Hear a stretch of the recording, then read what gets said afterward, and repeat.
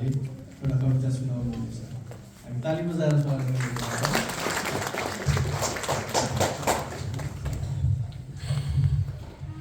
फेरि पनि म केशव लामाको सम्पूर्ण मित्रहरूलाई जय मुसी नमस्कार।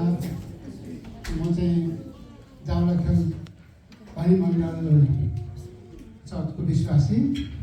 अनि बेला बेलामा यस्तै छोटो कविता लिएर आउँछु। अनि अहिले यो पुनरुत्थानको बारेमा मैले छोटो कविता लेखेको थिएँ, त्यो प्रस्तुत गरेर यहाँबाट छुट्नेछु। अनि कविताको शीर्षक छ पुनरुत्थान। यीशु मारिनुभयो, गाडिदिनु भयो, संसार छाडी गयो। मृत्युलाई जित्नु भयो, भुवनमा बौली उठी जानुभयो। धरतीमा आउनुभयो अनि त्यहाँ सन्देश दिनुभयो।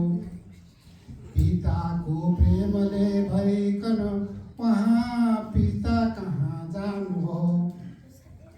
स्वर्गीय दूतहरू बिहान चिहान घरमा आएर जानुभयो। यीशुमा भएका सबै जसो कुरा सारा सुनाइदियो। ढुङ्गा त्यो हटाइदिकन त्यहाँ सारा सन्देश दियो। स्वर्गीय दूतले सन्देश दिनुभयो, यीशु बौली उठेको।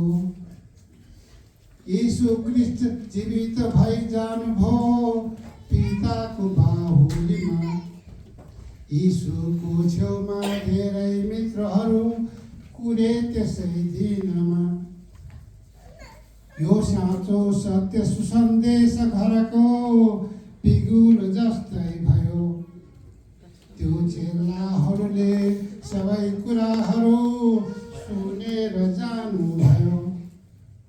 शुक्रबारको दिन सुन्दर थियो, क्रुसैको यात्रा भयो। दोस्रो दिन शनिबार हुन गयो, धरतीमा गाडिनुभयो। तेस्रो दिन बौली उठेर स्वर्गमा पिता कहाँ जानुभयो। यीशु बौली उठेको प्रत्यक्ष त्यहाँ धेरैले देख्नुभयो। गालीले तटमा समुद्र छेउमा सन्देश दिनुभयो। स्वर्गीय दूतको सन्देश सत्यको सुन्दर अचम्मै भयो। जो जसले समाचार सुनेर त्यहाँ गालील आउनुभयो। साराले प्रभुलाई देखिकन यो सन्देश सुन्नुभयो। सारा यो जगतै भरि बिगुल त्यो सन्देश दिनुभयो। सन्देशै छाडेर स्वर्गै जानुभयो, हाम्रै खातिर थियो। त्यो सन्देशहरू छाडेर जानुभयो, खुसी भएर गयो। स्वर्गीय सत्यको अति असलको सन्देश दिनुभयो। धन्यवाद।